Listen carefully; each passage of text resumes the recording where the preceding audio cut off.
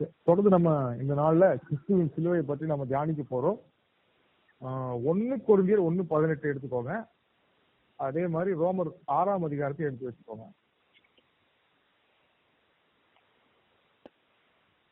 ஒன்னு கொரிந்தியர் 1ஆம் அதிகாரம் 18வது வசனம்.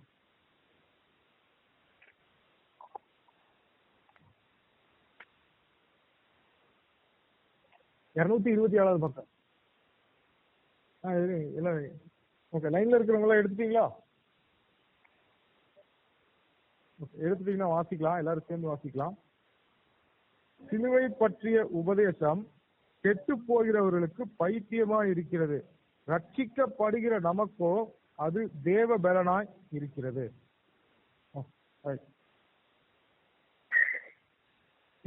நல்லா கவனிங்க. சிலுவை பற்றிய உபதேசம் கெட்டு போறவங்களுக்கு பைத்தியமா இருக்கு, ரட்சிக்கப்படுகிற நமக்கோ அது தேவ பலனா இருக்கிறது. நல்லா இந்த வார்த்தையை கவனிங்க. ரட்சிக்கப்படுகிற அப்படின்னா இப்போ ரட்சிக்கப்படுகிற இப்போ அந்த ரட்சிப்பு தொடர்ந்து நடந்துகிட்டு இருக்கு. சரிங்களா? என்னைக்கும் ஒரு நாள் முடிஞ்ச விஷயம் இல்லை. நல்லா புரிஞ்சுக்கணும். நான் நேற்று ரட்சிக்கப்பட்டேன், இன்றைக்கு ரட்சிக்கப்படுகிறேன், நாளைக்கு ரட்சிக்கப்படுவேன். சரிங்களா? இதனுடைய அர்த்தம் என்னன்னா, எல்லாரும் நல்லா லைன்ல இருக்கிறவங்க எல்லாம் நல்லா கவனமா கேளுங்க. முடிஞ்சா நோட்ஸ் எழுதுறவங்க எழுதிக்கோங்க. இயேசு வரும்போது என் சரீரத்துல மாற்றம் நடக்கல, என் ஆவி புதுசா பிறந்துச்சு, அது ரட்சிக்கப்பட்டு. அவன் ரட்சிக்கப்பட்டு. புத்தி மாறிச்சா, மனசு மாறிச்சா? ரட்சிக்கப்பட்ட உடனே டொங்கின்னு மாறல, ரட்சிக்கப்பட்ட உடனே டொங்கினே மாறல. அப்போ என் ஆத்மா அந்த அன்னைக்கு ரட்சிக்கப்படல, ஆத்மா அனுதினமும் ரட்சிக்கப்பட வேண்டும். ஆத்மா அனுதினமும் ரட்சிக்கப்படணும். அதான் ரோமர் 12:1-2 வசனம் சொல்லுது. எடுக்க வேண்டாம், கவனிச்சுக்கோங்க. மனம் புதிதாகிறதுனாலே மறுரூபமாகுங்கள் அப்படின்னா டெய்லி, அதாவது கம்பளி புழு எப்படி பட்டாம்பூச்சியா மாறுமோ அது ரொம்ப நாள் ஆகும், ஒரே நாள் நடக்காது. ஆமே. சோ அது அனுதினமும் ரட்சிக்கப்படுகிறேன். ஓகே. இயேசு வரும்போது இந்த பாவ உலகத்தில் நம்ம இருக்க மாட்டோம். பாவமே நம்ம விரும்பவும் முடியாது, செய்யவும் முடியாது. அது ரட்சிக்கப்படுவேன். சரிங்களா? ஓகே. இந்த வசனம் என்ன சொல்லுதுன்னா, சிலுவையை பற்றி உபதேசம் ரட்சிக்கப்படுகிற அப்படின்னா என்னன்னா, அனுதினமும் நமக்கு ரட்சிப்பு உண்டு. என்ன ரட்சிப்புனா ஆத்தும ரட்சிப்பு. ஆமே. ஏத்துக்கிட்டப்போ ஆவி ரட்சிக்கப்பட்டுருச்சு. ஆவி ரட்சிக்கப்பட்டுருச்சு அப்படின்னா என்ன? ஆவியில கடவுளுக்கும் நமக்கும் தொடர்பு இல்லை, அந்த தொடர்பு வந்துருச்சு. ஆவி புதுசா மறுபடியும் பிறந்துருச்சு.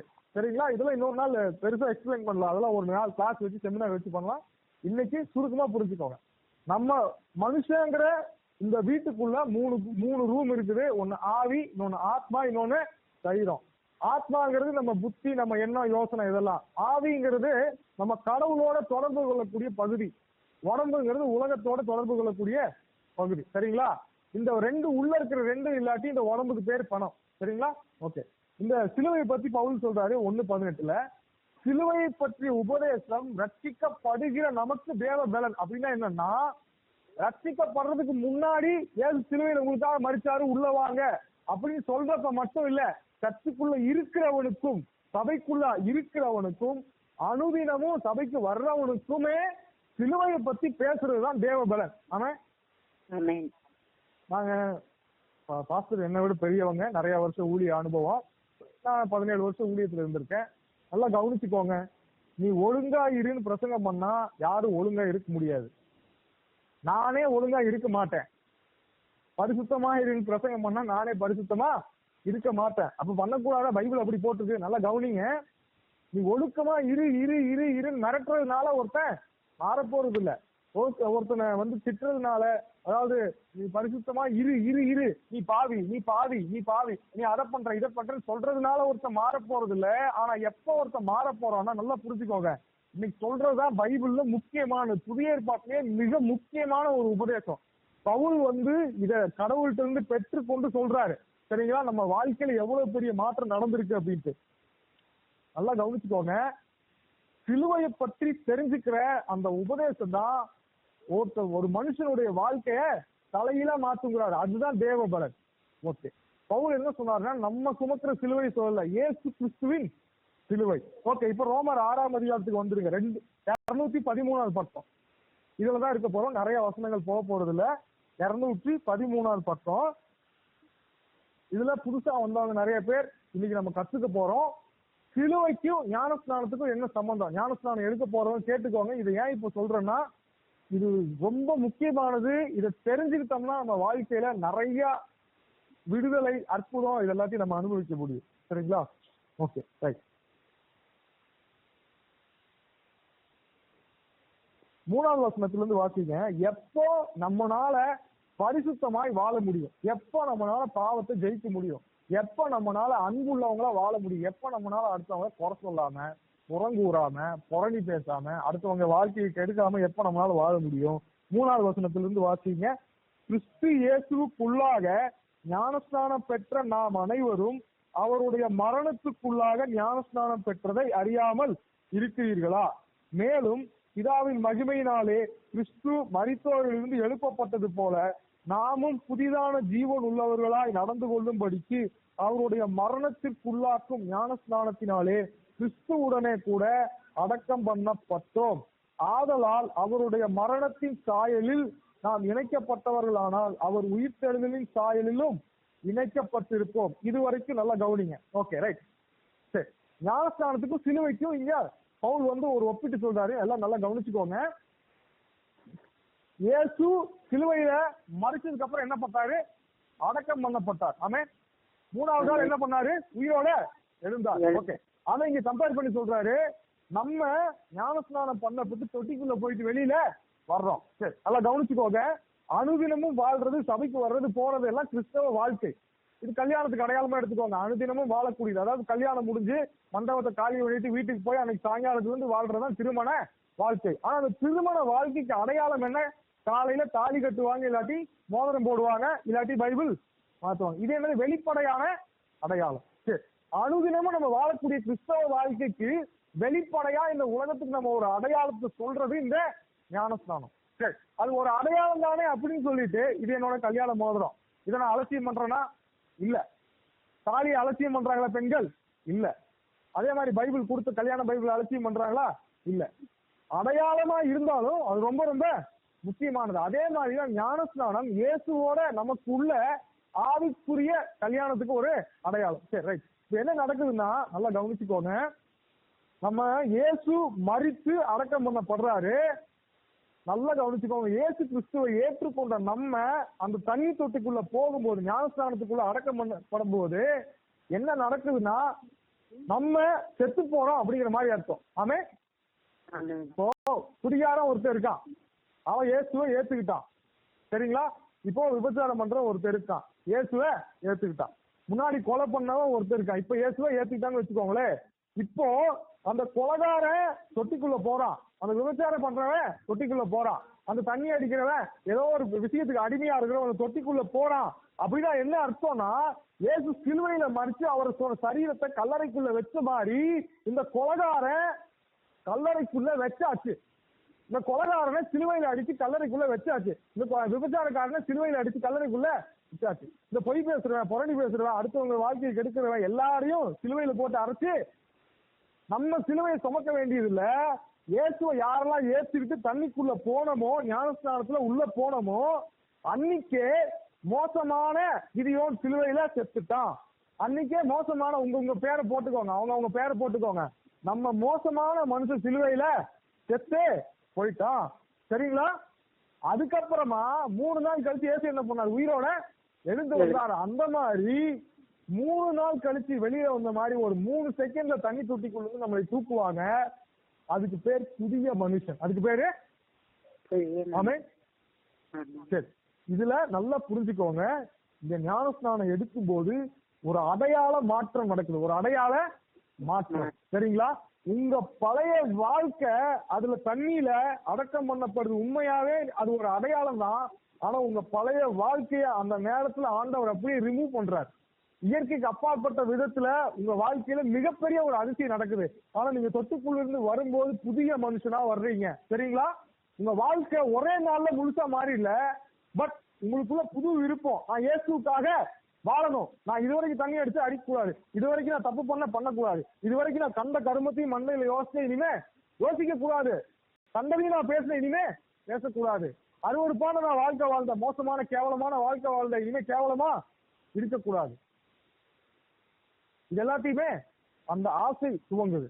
சோ அதை பத்தி தான் வசனம் என்ன சொல்ல, 6வது வசனம், நான் இனி பாவத்துக்கு ஊழியம் செய்யாதபடிக்கு பாவ சரீரம் ஒளிந்து போகும் பொருட்டாக நம்முடைய பழைய மனுஷன் அவரோட கூட சிலுவையில் அறையப்பட்டது என்று அறிந்திருக்கிறோம். நல்லா கவனிச்சுக்கோங்க. அதாவது நமக்கு குடி விபச்சாரம், வேசித்தனம், காம விகாரம், பொய், விக்கிரகாரம் இது எல்லாமே சிலுவையில அறையப்படுற வரைக்கும் தான். எப்ப சிலுவையில செத்துட்டமோ, எப்ப ஞானஸ்நானம் தொட்டிக்குள்ள போயிட்டமோ, அன்னைக்கே அது மேல அதுக்கு நம்ம மேல அதிகாரம் இல்லை. அவன் பிசாசு, குடிய உண்டாக்குன பிசாசு, அருவருப்பான பாவத்தை உண்டாக்குன பிசாசு, பொய்ய உண்டாக்குன பிசாசு, அது எல்லாத்துடைய அதிகாரமும் அந்த தொட்டிக்குள்ள போற நேரத்துல நம்ம தலையில இருந்து போகுது. அவன் நல்ல யாரெல்லாம் இயேசுவை ஏற்றுக்கொண்டு ஞானஸ்நானம் எடுத்தீங்களோ உங்க வாழ்க்கையில பிசாசுக்கு அதிகாரம் இல்லை. நீங்க தேவனுடைய சட்டத்தின்படி, அதாவது நம்ம அதாவது 2வது கல்யாணம் பண்றாங்கன்னா என்ன பண்ணணும், முதல் புருஷன் அல்லது மனைவி சாகணும். அப்ப நல்லா நினைச்சுக்கோங்க, பாவம் தான் நமக்கு முதல் புருஷன். இப்ப அந்த புருஷன் சாகல, நம்மளே செத்து போயிட்டோம், நம்ம செத்துட்டோம் அப்படின்னா அந்த முதல் புருஷன் மேல நமக்கு அதிகாரம் இருக்கா இல்லையா? இல்ல. இப்ப நான் தண்ணி தொட்டிக்குள்ள இருந்து வெளியே வரும்போது பாவங்கிற பிசாசுங்கிற புருஷனுக்கு இல்ல, இயேசுங்கிற புருஷனுக்கு மனைவியா? ஆமே. யாரெல்லாம் இயேசுவை ஏத்துக்கிட்டீங்களோ நீங்க இருக்கிற மாதிரியே இருக்க வேண்டிய அவசியம் இல்ல. நம்ம அடையாளத்தை புரிஞ்சுக்கணும். நம்ம அடையாளத்தை தெரிஞ்சுக்கிட்டால், அதாவதுங்க, நான் மென்டல் யோசிக்கிறோம், மென்டல் மாதிரி தான் வாழ்வான். நான் கிறுக்கேன்னு யோசிக்கிறோம், அப்படிதான் இருப்பான். ஐயோ நான் இப்படி இருக்கிறேன், நான் வியாதியா இருக்கிறேன் அப்படின்னா வியாதியாவே தான் இருப்பான். நீங்க உலகத்துல இருக்கிற 90% பிரச்சனைகளுக்கு காரணம் டாக்டர்கள் சொல்றது அடையாள பிரச்சனை. தான் யாருன்னு மனுஷனுக்கு தெரியல. சரிங்களா? அதுதான் புதிய ஏற்பாட்டுல எல்லா கடிதத்திலையும் பவுல் எழுதுறாரு, பக்கமா எழுதுறாரு. முக்கியமான ரகசியம், புதிய மனுஷன் பழைய மனுஷன் புரிஞ்சுக்கிட்டா ஜெயிச்சிருவான் வாழ்க்கையில. ஆமே. மிகப்பெரிய மாற்றம் என்ன நடந்திருக்குன்னா, அதாவது மரியாளம்மா என்ன பண்ணாங்க, அவங்க வயிற்றுல இயேசுவை பெற்றெடுத்த மாதிரி நீங்க இயேசுவை எப்ப உள்ள ஏத்துக்கிட்டீங்களோ அப்போ உங்க ஆவியில அவர் ஒரு குழந்தை மாதிரி உருவான மாதிரி. ஆமே. இப்ப அது நாளுக்கு நாள் வளரணும். ஆமே. எப்ப இயேசுவை ஏத்துக்கிட்டு நீங்க ஞானஸ்தானத்தை எடுத்தீங்களோ அப்பயே நீங்க இயேசுக்கு சொந்தமாயிட்டீங்க. பாவத்துக்கு சொந்தம் இல்ல, பிசாசுக்கு சொந்தம் இல்ல, இந்த இருட்டுக்கு சொந்தம் இல்ல. சரிங்களா? முன்னாடி உங்க வாழ்க்கையில இருந்த புள்ளி சூனியம், மந்திரம், வியாதிக்கு கூட சொந்தம் உங்க மேல சொந்தம் இல்ல. ஆமே. நல்லா கவனிங்க. எகிப்துல இருந்து இஸ்ரேல் மக்கள் வந்தாங்க, 400 வருஷம் அடிமையா இருந்தாங்க, விடுதலையாகி வந்தாங்க. அந்த செங்கடலை கடந்ததுக்கு அப்புறமா ஆண்டவர் சொன்னாரு, இன்று கண்ட எகிப்தியனை நீ காண்பதில்லை. அப்படின்னா என்ன? 400 வருஷம் உன்னை செங்கல் சுட வச்சு சாப்பாடு உடுக்காம இருந்த அந்த மோசமான ராஜாவை நீ பார்க்க மாட்ட. அத்தோட அவன் ஆட்டம் முடிஞ்சது. யாரெல்லாம் ஞானஸ்நானம் எடுக்கிறோமோ பிசாசுக்கு நம்ம மேல இருக்கிற அதிகாரம் அவிழ்ந்து போகும். அவன் யாரெல்லாம் இந்த லைன்ல கேட்டுட்டு இருக்கிறீங்களோ, நீங்க ஞானஸ்நானம் ஏற்கனவே எடுத்தவங்க உங்க அடையாளத்தை புரிஞ்சுக்கோங்க. நீங்க இயேசு கிறிஸ்துவுக்கு சொந்தமானதுனால நீங்க புதிய மனுஷன் அல்லது புதிய மனுஷி. நீங்க பழைய மாதிரியே இருக்க வேண்டியதில்லை. எப்படி பழைய மாதிரி இருக்காம புதுசா இருக்க முடியும்? 7வது வசனம், மரித்தவன் பாவத்துக்கு நீங்கி விடுதலையாக்கப்பட்டிருக்கிறானே. நான் இந்த மாதிரி தவறுகள்லாம் பண்றேன், என் வாய் சரியில்லை, என் சிந்தனை சரியில்லை, என் வாழ்க்கை சரியில்லை அப்படின்னா நீங்க புரிஞ்சுக்கணும், நான் ஏற்கனவே இயேசுவோட செத்துட்டேன். இயேசு சிலுவையில மரிச்சப்ப நான் செத்து போயிட்டேன். பொய் பேசுறவன் செத்து போயிட்டான், பாவம் செய்யறவன் இயேசுவோட செத்துட்டான். இப்ப அவன் வாழ முடியாது, ஏன்னா புதுசா ஒருத்தன் இயேசுக்குள்ள பிறந்திருக்கிறான். அப்படி புரிஞ்சுக்கணும். 8வது வசனம், ஆகையால் கிறிஸ்து உடனே கூட நாம் மரித்தோமானால் அவருடனே கூட பிழைத்தும் இருப்போம் என்று நம்புகிறோம். அவரோட மனுஷன் இல்லைங்களா, இயேசு உயிர்த்தெழுந்த மாதிரி புதுசா ஒரு மனுஷனா நம்ம பிறந்துட்டோம். இதுதான் நம்ம அடையாளம்.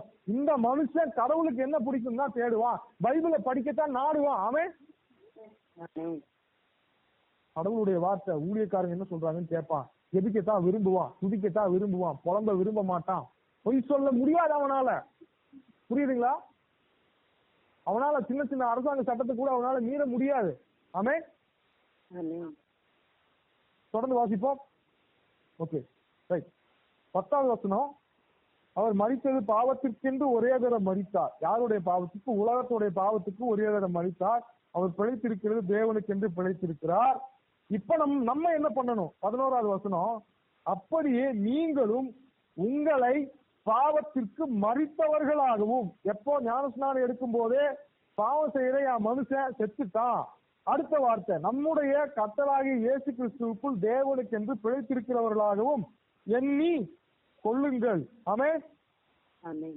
இந்த அடையாளத்தை புரிஞ்சுக்கிட்டோம்னா கண்டிப்பா நம்மளால பரிசுத்தமா வாழ முடியும். பரிசுத்தங்கிறத நீங்க நல்லா கவனிச்சுக்கோங்க. அதாவது கணவன் மனைவி இந்த உறவுக்கு அப்பாற்பட்டு விபச்சார வேசித்தனம் செய்யாம இருக்கிறது மட்டும்தான் பரிசுத்தம். அது கிடையவே கிடையாது. பரிசுத்தம்னா பரிபூர்ண சுத்தம். பொய் சொல்லக்கூடாது, மனசாட்சி சுத்தமா இருக்கணும், சின்ன சின்ன விஷயத்துல கூட கை உண்மையா இருக்கணும், வாய் உண்மையா இருக்கணும், அடுத்தவங்களை எப்படி பேசுறோம் இது எல்லாமே இருக்குது. ஆமென். இயேசு பொய் பேசுவாருங்களா? இயேசு இப்ப என் இடத்துல இருந்தாருன்னா அவர் ரெட் சிக்னல்ல கிராஸ் பண்ணுவாருங்களா? லைசன்ஸ் இல்லாம வண்டி ஓட்டுவாருங்களா? எதுவுமே பண்ண மாட்டாருங்க. ஏன்னா பிதாதான் போலீஸை ஏற்படுத்தினாரு, பிதாதான் லாயரை ஏற்படுத்தினாரு, பிதாதான் ஹைகோர்ட்டை ஏற்படுத்தினாருன்னு இயேசுக்கு தெரியும். அவன் உலகத்துல இருக்கிற எல்லா அதிகாரமும் இயேசுவால உண்டா இருக்குது, பிதாவால உண்டா இருக்குதுன்னு இயேசுக்கு தெரியும். இயேசு நம்ம இடத்துல இருந்தா என்ன பண்ணுவாருன்னு நம்ம யோசிச்சோம்னு வச்சுக்கோங்களேன், சின்ன விஷயத்துக்கும் நம்மளால மீற முடியாது. சின்ன சின்ன விஷயத்திலேயே அவ்வளவு துல்லியமா நம்ம இருப்போம். ஆனா ஆண்டவர் பரிசுத்தத்தை சல்லடை போட்டாருன்னு வச்சுக்கோங்களேன், நம்ம ஏதோ ஒரு குறிப்பிட்ட பாவம் செய்யாததுனால நம்ம யோக்கியமா இருக்கிறோம் நினைச்சிட்டு இருக்கிறோம். எல்லாரும் கிறிஸ்தவங்க எல்லாம் இன்னைக்கு ஏமாத்திக்கிறாங்க. சினிமா பார்க்காதனால நம்ம நல்லவங்க, நாடகம் பார்க்காதனால நல்லவங்க, நான் ஏதோ அசிங்கமானது ஏதோ ஒண்ணு யோசிக்காதனால நான் நல்லவன், விபச்சாரம் பண்ணாதனால நல்ல, இதெல்லாம் கிடையாதுங்க. ஆண்டவர் அப்படி சல்லடை போட்டு கழிப்பாராமா. பரிசுத்தம் அப்படின்னா பரிபூர்ணமான சுத்தம். ஒயிட் துணியில ஒரு சின்ன கருப்பு புள்ளியை வச்சா போதுங்க, சரிங்களா? சேத்த வாரி இறக்க வேண்டியது இல்ல, சின்ன ஒரு கருப்பு புள்ளி. அந்த கருப்பு புள்ளிக்காக மனுஷன் தேவன் என்ன பண்ணுவார்னா மனுஷனை நியாயம் விசாரிப்பார். ஆமே. இது எப்ப நம்மளால அந்த மாதிரி வாழ முடியும்னா, நம்மளால சொந்தமா முடியாது. இந்த புதிய மனுஷங்கிற அடையாளத்தை புரிஞ்சுக்கிட்டு ஏற்கனவே நான் செத்து போயிட்டேன் அப்படின்னு நினைச்சாதான் புரியும். ஆமே. இப்ப நீங்க சாக வேண்டியதுல ஏற்கனவே நீங்க செத்துட்டீங்க. ஆமே. இப்ப நீங்க வாழ்றது நீங்க இல்ல, வசனம் சொல்லுது கலாத்தியர் 2:20, வீட்டுல எல்லாரும் வாசிங்க. இனி நானல்ல, கிறிஸ்துவே எனக்குள் பிழைத்திருக்கிறார். புதுசா நீங்க பிறக்கும் போது உங்களுக்குள்ள இருந்த பிசாசுடைய ஜீவன் போயிருச்சு, இயேசு கிறிஸ்துவோட ஜீவன் உங்களோட சேர்ந்துருச்சு. சரிங்களா? இதை ஞாபகம் வச்சீங்கன்னா கண்டிப்பா வாழ்க்கையில ஜெயிக்க முடியும். ஆமே. ஜெபிக்கலாங்களா? ஆண்டவருக்கு நன்றி செலுத்தி ஜெபிக்கலாங்களா? ஸ்தோத்திரம் ஆண்டவரே. அப்பா நமக்கு நன்றி செலுத்துங்க. எல்லாரும் ஒரு நிமிடம் அப்படியே நன்றி செலுத்துங்க. ஸ்தோத்திரப்பா, ஸ்தோத்திரப்பா, நன்றி செலுத்துகிறோம்ப்பா.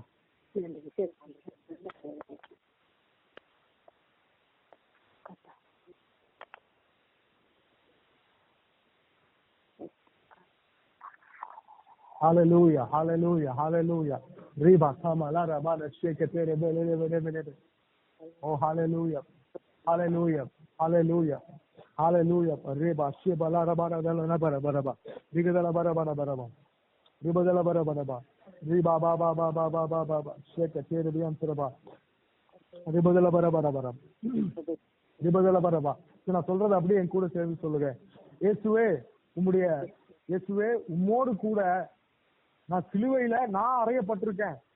இனி நான் வாழல, நீங்க வாழ்றீங்க. எல்லாரும் சேர்ந்து சொல்லுங்கம்மா, எல்லாரும் சேர்ந்து சொல்லுங்க. இயேசுவே சிலுவையில உம்மோடு கூட நான் அறையப்பட்டேன். என் பழைய மனுஷன் உங்களோட செத்துட்டான். இனி நான் இல்ல, கிறிஸ்து எனக்குள்ள வாழ்றீங்க. இதுதான் என் அடையாளம். நான் பாவத்துக்கு அடிமையா இருக்க வேண்டிய அவசியம் இல்ல, பொய்யுக்கு அடிமையா இருக்க வேண்டிய அவசியம் இல்ல, நான் மத்தவங்களை பத்தி தப்பா பேச வேண்டிய அவசியம் இல்ல, நான் கசப்ப மனசுக்குள்ள வச்சிருக்க வேண்டிய அவசியம் இல்ல. ஏன்னா என்னுடைய பழைய மனுஷன் செத்துட்டான். எனக்குள்ள இயேசு வாழ்றாரு. எனக்குள்ள இயேசு எல்லாரையும் மன்னிப்பாரு. எனக்குள்ள இயேசு யாரையும் தப்பா பேச மாட்டாரு. இயேசு எனக்குள்ள இருக்கிற இயேசு யாரையும் பத்தி தப்பா நினைக்க மாட்டாரு. உற்சாகமா சொல்லுங்களேன், ஆயிரத்தி சொல்லுங்களேம்மா இங்க இருக்கிறவங்க. ஸ்தோத்திரம் ஆண்டவரே, ஸ்தோத்திரப்பா, ஸ்தோத்திரப்பா, ஸ்தோத்திரப்பா, ஸ்தோத்திரப்பா. அந்நிய பாஷையில பேசுறது மட்டும் இல்ல, நான் நல்லா தெரிஞ்சுக்கோங்க. வசனம் தான் ஆவியின் பட்டயம். பிசாசை எதிர்க்கிற தாக்குற ஒரே ஆயுதம் வசனம் தான். சரிங்களா? அதனால நீங்க இந்த வசனத்தை சத்தமா நீங்க பேசணும். ஸ்ரீபா மாமா ஷாக்க தூரபா லரா படா பரா பரா பதல பரபா சங்கீதம் 15:24 நான் உங்களுக்காக அப்படியே நான் வாசிச்சு நான் சொல்றேன், அப்படி என் கூட சேர்த்து சொல்லுங்க. இயேசு எனக்குள்ள வாழ்றதுனால நான் உத்தமனாய் நடப்பேன், நான் நீதியை தான் செய்வேன், நான் மனதார சத்தியத்தை பேசுவேன், என் நாவினால புறங்கூற மாட்டேன், தோழனுக்கு தீங்கு செய்ய மாட்டேன். உங்க பக்கத்து வீட்டுக்காரங்களை பத்தி, சொந்தக்காரங்களை பத்தி, என் ஃப்ரெண்ட பத்தி யாரோ தப்பா சொல்றத கேட்க மாட்டேன். கர்த்தருக்கு பயந்தவங்கள கனம் பண்ணுவேன். கொடுத்த வாக்கு மீற மாட்டேன். பணத்தை வட்டிக்கு கொடுக்க மாட்டேன். யாருக்கும் லஞ்சம் கொடுக்கவும் வாங்கவும் மாட்டேன். இயேசு எனக்குள்ள இருக்கிறதுனால நான் அசைக்கப்படுவதில்லை.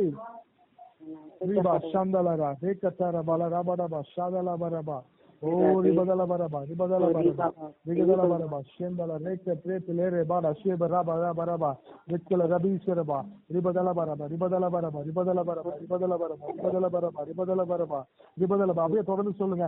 இயேசு எனக்குள்ள வாழ்றதுனால நான் கைகள்ல சுத்தம் உள்ளவனா இருப்பேன், இருதயத்துல மாசு இல்லாம இருப்பேன், என் ஆத்மாவை மாயைக்கு ஒப்பு கொடுக்க மாட்டேன், கபடாய் ஆணையிட மாட்டேன், பொய் சொல்ல மாட்டேன். ஓ ராபா பாபா ஷேக் தேர் பியான்ஸ்ரபா லாபா ரபா ரபா லேக் ரபா ஷிபிரி பியான்ஸ்ரபா. ஓ ஹalleluya ஹalleluya. எல்லாரும் அப்படியே ஜெபிப்போம். ஸ்தோத்திரிக்கிறோம் ஆண்டவரே, ஸ்தோத்திரிக்கிறோம் ஆண்டவரே. இயேசுவே, இந்த ஞான ஸ்நானத்தினால எங்க வாழ்க்கையை நீங்க தலைகீழா மாத்தி இருக்கிறீங்க ஆண்டவரே. எங்களுடைய அடையாளம் ஆதாம் அல்ல, எங்களுடைய அடையாளம் கிறிஸ்து. ஆதாம் கீழ்ப்படியாம போனவன், ஆதாம் பெருமை பிடித்தவனாய் மாறினான். இயேசு தாழ்வை உள்ளவராய் மாறி பிதாவுக்கு கடைசி வரைக்கும் கீழ்ப்படிந்து பரிசுத்தம் உள்ளவனாய் வாழ்ந்தீர். ஓரி பாபா பாபா பாபா ஷாக்கா ஷாக்கா விக்கலபா ரிபதலபா ரிபதலபா. ஆண்டவரே, உங்களுக்கு குமாரன் அப்படிங்கிற அந்தஸ்து ஆதாம் இழந்து போனான். ஆனா ஆண்டவரே, இயேசுவை பார்த்து நீர் சொன்னீர், ஓ ஓ ரிபா பாபா பாபா பா, ஓ இவர் என் நேச குமாரன், இவரில் பிரியமா இருக்கிறேன்னு. இயேசு எங்களுக்குள்ள வந்ததுனால எங்களை பார்த்து சொல்றீங்க, இவன் என் நேச குமாரன், இவன் என் நேச குமாரத்தி, இவர்கள் மேல் பிரியமா இருக்கிறேன். ரீபா பாபா எல்லாரும் சொல்லுங்க. ஆண்டவரே, நான் உங்க நேச குமாரன், பிதாவே நான் உங்க நேச குமாரத்தி, எங்க மேல நீங்க பிரியமா இருக்கிறதுக்காக ஸ்தோத்திரம், எங்க மேல பிரியமா இருக்கிறதுக்காக ஸ்தோத்திரம் ஆண்டவரே. ஓ ராபா பாபா பா சேக்கே. ஆண்டவரே, நாங்க எப்பயுமே குறை உள்ளவங்க, நாங்க பாவம் உள்ளவங்க, நாங்க பாவி பாவி. ஓ நாங்க ஆண்டவரே துன்மார்க்கம் உள்ளவங்க, எங்க மூளை எங்க சிந்தனை அருவருப்பா இருக்கு, எங்க செயல் அருவருப்பா இருக்கு, சொல்ல அருவருப்பா இருக்குங்கிற அந்த பிச்சைக்கார மனநிலைமையை மாற்றுங்க. எங்களை சுத்தமாய் மாற்றி இருக்கிற தெய்வம் எங்களுக்குள்ள இருக்கிறீங்க ஆண்டவரே. ஓ ராபா பாபா சேக்கே ரிபதல பரபர பரபா. ஓ ரிபா பாபா பா. எங்க மனசுல சில போராட்டம் வர்றதுனால நாங்க பாவிங்க இல்ல, நாங்கள் ஏற்கனவே பரிசுத்தவான்கள். ஏன்னா இயேசு எங்களுக்குள்ள வந்ததுனால, இயேசு எங்களுக்குள்ள வந்ததுனால ஏற்கனவே நாங்க நீதிமான்கள். ஓ ரீபா பாபா ஷாக்கா தே ரே தேல ரிபியான்சரபா ரிபதல பரபர பரபா சிறுபியான்சரபா சிறுபியான்சரபா. ஓ ரிபதல பர. எல்லாம் ஒரு நிமிஷம் அப்படியே ஆண்டவரை ஸ்தோத்திரிப்போம் அந்நிய பாஷையில. ரெக்டலரபா ரிபியான்சரபா ரெக்டல் ரிபியா ரெக்டல் ரிபியா ரெக்டல் ரிபியா ராக்க மோர பல சங்கல ரெக்க திருபியான்சரபா. பரிசுத்த ஆவியானவரே, பரிசுத்த ஆவியானவரே, அப்பா உம்முடைய கிரியை எங்க வாழ்க்கையில, ஓ மரியாள் இயேசுவை பெற்றெடுத்தது போல நாங்களும் ஆவியில இயேசுவை பெற்றெடுத்திருக்கிறோம். எங்களுக்குள்ள இருக்கிற இயேசு வளரட்டும் வளரட்டும். எங்களுடைய ஆண்டவரே, எங்களுடைய மனசை மாற்றட்டும், எங்களுடைய சரீரத்தை மாற்றட்டும். எங்களுடைய மனசுல இருக்கிற எல்லா இருள் இயேசுவின் நாமத்தினால் நீங்குகிறது. ஓ எல்லாம் நீங்குகிறது. எல்லா கரைகள் ஆண்டவரே, இதுவரைக்கும் நாங்க பழகின எல்லா தவறான பழக்க வழக்கங்கள், என்னென்ன பேசுறோமோ, என்னென்ன செஞ்சமோ, என்னென்ன யோசிச்சமோ எல்லாத்தையும் எங்க மனசு அப்படியே சுத்தமா நீங்க ஒவ்வொரு நாளும் மாத்திட்டே இருக்கிறீங்க.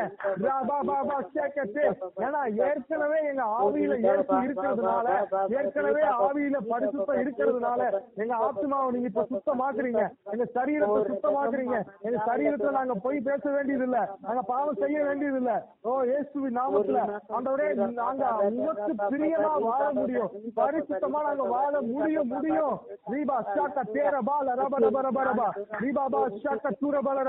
ஒரே ஒரு வாழ்க்கையை உங்களுக்காக உங்களோட நாங்க வாழ முடியும் ஆண்டவரே. நாங்க உலகத்துக்குரியவங்க அல்ல, நாங்க பணத்துக்காக வாழ மாட்டோம் ஆண்டவரே. சரீரத்துல எங்களுடைய ஆசைகளுக்காக நாங்க வாழ மாட்டோம். நாங்க சாப்பாட்டுக்காக வாழ மாட்டோம். ஓ பரபா ஓ ரக்கலரபா நாங்கள் இயேசுக்காகவும் இயேசுவோடையும் தான் நாங்க வாழுவோம். இயேசுதான் எங்களுக்கு சந்தோஷம். எங்களுக்கு சாப்பாடு இல்ல, மனுஷங்க இல்ல, சரீரத்துடைய அருவருப்பான ஆசைகள் இல்ல. ஓ நாங்க ஞானஸ்தானத்தை பெற்றுக் கொண்டதுனால, இயேசு எங்களுக்குள்ள வந்ததுனால விசுவாசிக்கு எங்க மேல அதிகாரம் இல்ல. ஓ நாங்கள் தேவனுடைய அதிகாரத்துக்குள்ள இருக்கிறோம். இயேசுடைய ரத்தத்துக்குள்ள இருக்கிறோம். ஓ ரிபாபா இயேசுடைய நாமத்துக்குள்ள நாங்க பாதுகாப்பா இருக்கிறோம். ஆண்டவரே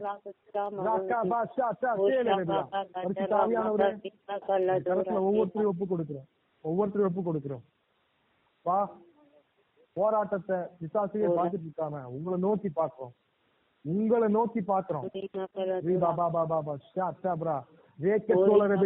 இயேசுவை உயர்த்துங்க. இயேசுவை உயர்த்த அவன் திரும்பிட்டே இருப்பான். அவர் பெருக பெருக அவன் சின்னவனா மாறிக்கிட்டே இருப்பான். அவன் கட்டி உடஞ்சி ஒண்ணும் இல்லாம போய்கிட்டே இருக்கும் உங்க வாழ்க்கையில. ரேபா இந்த கருத்துல ஒப்பு கொடுக்கிற ஆண்டவரே ஒவ்வொருவரையும் பாதுகாத்துக் கொள்ளுங்க. ஆளுகை செய்வதற்காக நன்றி, வழி நடத்துவதற்காக நன்றி. ஆண்டவரே ஆவியானவரே தேவ சமாதானம், புத்தி கெட்டாத சமாதானம் எங்க இருதயத்தை நிரப்பட்டோம். ஆண்டவரே ஒவ்வொருத்தரையும் நீர் காத்துக் கொள்வதற்காக நன்றி. சங்கீதம் 23, 121, 91 இருக்கிற அத்தனை பாதுகாப்புகளும் உங்களுடைய பிள்ளைகள் ஒவ்வொருத்தருக்கும் வரட்டும். ஆண்டவரே ஓ கர்த்தர் எங்களை எல்லா தீங்குக்கும் விலக்கி காப்பி. நீர் எங்கள் ஆத்மாவை காப்பி. ஓ எங்க மனசு, எங்க சிந்தையை, எங்க உணர்ச்சிகளை பிசாசு கிட்ட இருந்து, பாவத்திலிருந்து ஓ ரீபாமா வெற்றியாய் வாழ, அதுல அடிமைப்படாம வாழ எங்களை நீங்க காப்பாற்றுவீங்க. ஆண்டவரே ரேபா ஷாக்கா இந்த கருத்துல ஒப்பு கொடுக்கிறோம். ஆண்டவரே அப்பா இந்த இரவு கூட உங்களுடைய வருகை இருந்தால் எங்களை தகுதிப்படுத்தி எடுத்துக்கொள்ளுங்க. வர தாமதித்தால் நாளை அதிகாலையில உண்மை துதிக்கும் துதியோடு நாங்க எழுந்திருக்க திருவை பாராட்டுங்க. ஒவ்வொருத்தரையும் ஆண்டவரே நீ நடத்துவதற்காக நன்றி, நீ இடைப்படுவதற்காக நாமத்தில் ஜெபிக்கிறோம் நல்ல பிதாவே. ஆமென் ஆமென். என் ஆத்துமாவே கர்த்தரை ஸ்தோத்திரி, என் முழு உள்ளமே அவருடைய பரிசுத்த நாமத்தை ஸ்தோத்திரி. என் ஆத்துமாவே கர்த்தரை ஸ்தோத்திரி, அவர் செய்த சகல உபகாரங்களையும் மறவாது. ஆமென் ஆமென் ஆமென். அல்லேலூயா அல்லேலூயா.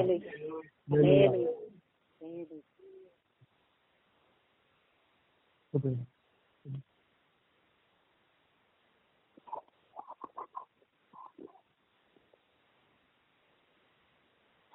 லைன்ல இருக்கவங்க எல்லாருக்கும் ஸ்தோத்திரம். நாளைக்கு பார்க்கலாம். நாளைக்கு தவறாம வந்துருங்க.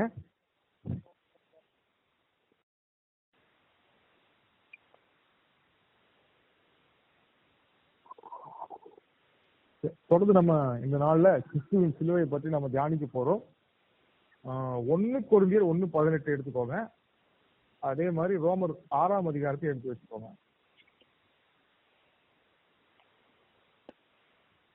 1 கொரிந்தியர் 1ஆம் அதிகாரம் 18வது வசனம்.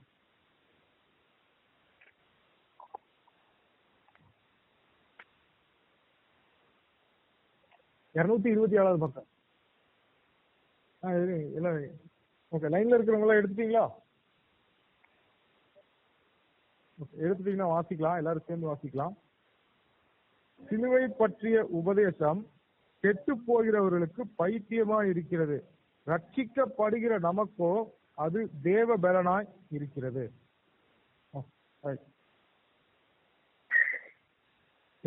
நல்லா கவனிங்க. சிலுவை பற்றிய உபதேசம் கெட்டு போறவங்களுக்கு பைத்தியமா இருக்கு, ரட்சிக்கப்படுகிற நமக்கோ அது தேவ பலனா இருக்கிறது. நல்லா இந்த வார்த்தையை கவனிங்க. ரட்சிக்கப்படுகிற அப்படின்னா இப்போ ரட்சிக்க